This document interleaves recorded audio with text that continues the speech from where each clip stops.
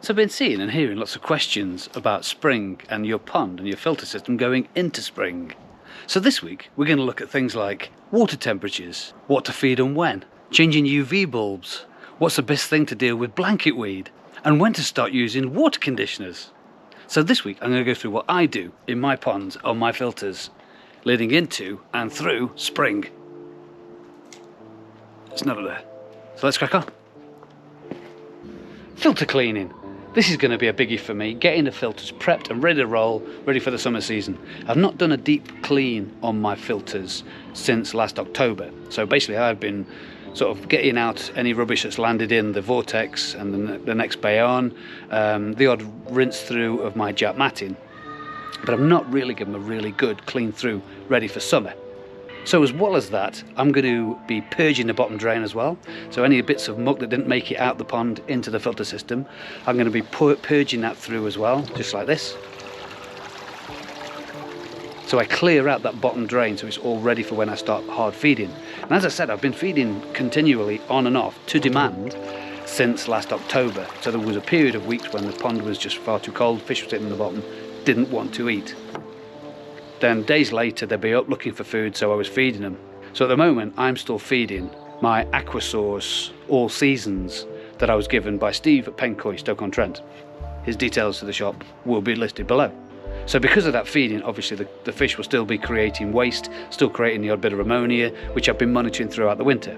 So now with spring coming up and the water's warming up now, these filters will start to get hit a lot more. So I'm going to have to get them cleaned, get them all up and running and ready for summer. Beneficial bacteria. This is an interesting one as you come into spring. If you've not been feeding your fish, obviously it's been really cold through the winter period, depending on where you are in the world, is the beneficial bacteria that if you have an established pond, you'll have growing in your filters. So beneficial bacteria in spring, a lot of it, I believe, over winter has sort of hibernated, died off because it's maybe had no food, it's been very cold, your filter's usually pretty dark anyway, so that you sort of tick a lot of boxes apart from the warmth. Now you can add artificial bacteria. Is it artificial? I think it's artificial or not, to be honest. You can add beneficial bacteria from these products here. Flashing it on quite nicely. So, but this is a bit of a grey area for me, because if you think of what it needs, so it needs food, it needs heat, it needs darkness, it needs oxygen. So how do they put that into that jar and let it sit on somebody's shelf in their shop for months on end? I don't know. Anybody else has an idea, or you own a shop yourself, or you own a company that deals with these things, by all means, comment below. To be honest, it's something I won't be using this spring. I'm going to give it a whirl without and see what happens, because this is koi pond lifestyle and we like to try things. So this spring I'm not going to try putting beneficial bacteria from a jar or a bottle or whatever it comes in into the filter system. I'm going to leave it, and because my system's sort of 3 years oldish now, it should be plenty matured in there now to deal with itself, which is good. Window cleaning. This thing hasn't been cleaned since last November.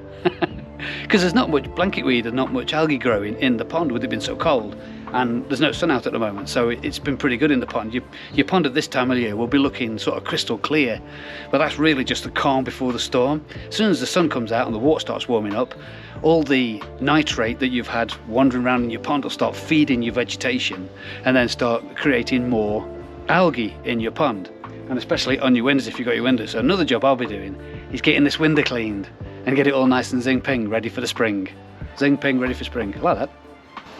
The next job that should be on your list of things to do heading into spring is looking at changing your UV bulb. These things really only last a summer or a season, so I always get these changed sort of very early March. Replacing these will mean you've actually got the best UV light in your pond, in your filter system, to ensure that your water stays nice and crystal clear throughout the summer. And then same again next year. Turn it off in winter, turn it back on and change the bulb, ready for spring. I'm also looking at adding my first lot of water conditioner. So those who've been with me for a while know that my favourite one of these is the Fock. get that in. Water conditioning, fantastic stuff. I'll post a video at the end if you want to see what this is like, but it's really, really good. So you should also now be starting to consider adding some water conditioning, because over the winter a lot of your minerals have been depleting. You're also looking to start feeding again, so these things help give the fish more appetite. They help with your beneficial bacteria. They sort of cover a lot of things that will help you get your filter system and your pond back up and running, ready for spring, and then through into summer, and away you go from there. Monitoring your fish, big one this is. Keeping an eye on those fish as they come out of winter and into spring, and so do your potential parasites. So you're keeping an eye on how these little guys, or big guys even, depends how big your fish are in your pond, how these are performing and what they're doing. So if you start seeing any flicking and flashing, don't forget, it might not be parasites straight away. Just keep an eye on things. There's plenty of reasons out there why your fish could be flicking around and flashing. Change of water temperature, that's always makes some flick and flash around a little bit. If you've added some water conditioner, sometimes that makes your fish flash around a little bit. So there's a number of reasons why your fish do flash. So it's a case of keeping an eye on them, knowing your fish and knowing when to act. I personally wouldn't suggest you start adding potassium permanganate or FMG, formaldehyde and malachite green now, just as a precaution, just to kill things in the pond. It's something I've always been told, you should always only add those chemicals and stuff if you know what you're adding them for. Just doing them out the blue, I'm told, is not the best way forward. But I'll leave that one with you. I don't really touch these guys. I know it was suggested that maybe you could get the fish out and start scraping them for parasites, and if the need is there, yeah, I will, of course. If I think all of a sudden there's something else in there that shouldn't be in there and it's giving them some bother, then I would consider then taking them out and starting to give them a bit of a scrape. But I don't usually get the fish out for no reason. Stress-free environment as they go into spring, as far as I'm concerned. So food, what about feeding at the moment? I'm sure that you out there have been feeding your fish wheat germ and food that is designed for lower temperatures. I've been feeding my fish the Aquasource Ultimate all seasons. I've been feeding them that to demand. So I know I've said in the past I don't feed my fish below 10 degrees, but this year I've tried something different. And for me, so far so good. Whenever the fish have come up for food, they get the Aquasource all seasons. And I've been doing that since October last year. So they've been having the occasional handful or palmful or whatever you want to call it. No overfeeding, just when they're there, they get fed. If they're not there, they don't get fed. So that's how I've been doing it through the winter season, but I'll do the results of that as and when I've finished with that. So where do I go then with food? I then go on to my Peng Koi spring mix. So it's a mix that Steve at Peng Koi in Stoke-on-Trent puts together specifically for coming out of winter and going into spring. So he suggests that you only use this above 10 degrees. It's a mix of summer food and the wheat germ winter food. So this is it then allows the fish to get back used to eating a higher protein diet as they're coming out of winter and into spring. And then as soon as your temperatures start getting to a point where you can start feeding the higher protein, then away you go from there. And while I'm here, what about chlorine filters as well? That'll be another one that if you haven't already done them, I did mine a few weeks ago, is to change your chlorine filters. So any filters you've got need cleaning or changing. So it's quite handy to get these ones changed, because you're going to be starting to do more water changes as the water warms up and evaporation kicks in, or you're doing more water changes, or you're just doing top-ups. So it's always an idea to get these changed at this time of year as well, so you go into spring with new filters. Water tests. This is quite a biggie for me as well, because as I start giving the fish more food, they're going to start creating more waste. So the more ammonia in there, the more I need to keep an eye on that to keep the ammonia levels down, keep the nitrite levels down, and make sure my fish aren't having a problem with those two levels in there.